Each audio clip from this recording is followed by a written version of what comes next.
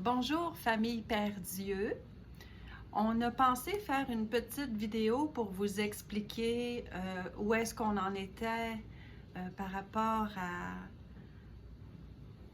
à Marie-Béelle, parce que plusieurs vous avez prié, vous priez encore, puis on va continuer de prier. Fait qu'on trouvait ça normal de vous donner des nouvelles parce que plusieurs personnes nous posent la même question. Fait que c'est pour ça qu'on fait cette vidéo. On est parti à Montréal, qui se trouve à être à 6 heures de chez nous. On est parti 3 jours finalement.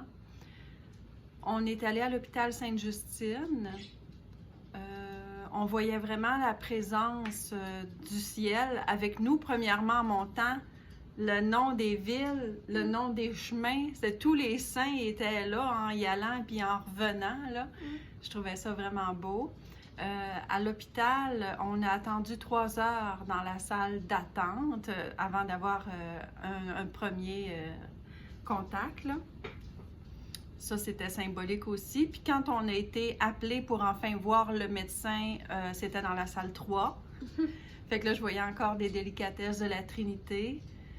Et quand on est sorti de l'hôpital, il était 3 heures. Il était l'heure de la miséricorde quand on s'est assis dans l'auto puis qu'on a retrouvé Eric qui, lui, ne pouvait pas entrer. Puis là-bas, ben, c'est sûr qu'on a vu beaucoup d'enfants malades et des familles touchées là, par la maladie. Fait qu'on a beaucoup prié dans la divine volonté.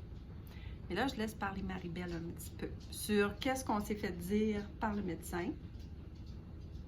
Qu'est-ce que tu veux dire par rapport à ça? Eh bien, j'ai une scoliose, en fait, idiopathique, et qui est à 70, plus précisément 72 degrés, ce qui fait qu'il y a des traitements. Mais le corset, il marche pour 40-45 degrés et moins. Moi, je suis à 70. Alors, le corset, c'est pas une option pour moi.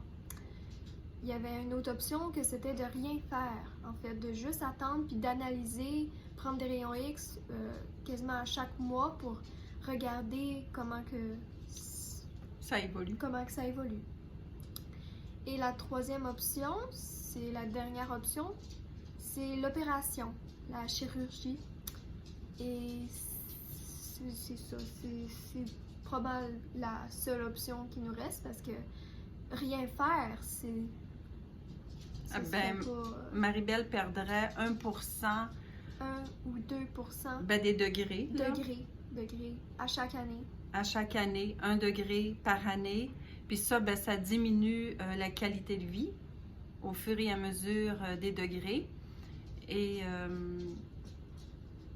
là, il nous dit, mettons, rendu à tant de pourcents, là, c'est plus difficile de respirer. Ouais. Rendu à tel degré, je veux dire, là, c'est le cœur, là, que c'est plus difficile. Fait que les organes sont touchés comme ça. Fait que le médecin, il dit, vous êtes libre parce que c'est pas une décision qu'on prend facilement. Mais c'est sûr que si vous décidez de ne pas aller à la chirurgie, il nous parlerait dans le blanc des yeux, là. Tu sais, je suis pas sûre que c'est ça. Lui, il dit, il nous invite à l'opération, mais il veut pas qu'on prenne de décision rapidement parce que il y a plusieurs risques. Oui, c'est ça. Il nous a parlé de tout ce qui pourrait arriver pendant l'opération ou après l'opération. Mais... Parce qu'il faut qu'on soit conscient de ça, là. Mais c'est leur rôle aussi de nous dire qu'est-ce qu'il y en est. Mais ils veulent pas qu'on dise « Ah, parlez-nous-en pas, comme ça arrivera pas. » Mais nous là, c'est vraiment notre foi. À toutes les fois que je pense à cette situation-là qui se présente dans notre vie, je ne vois aucune autre explication que spirituelle. Il n'y a aucune autre explication valable et possible. Fait que vas-y, là, par rapport à ce matin, là. Donc, cet avant-midi, on a eu une Lectio Divina avec Frédéric.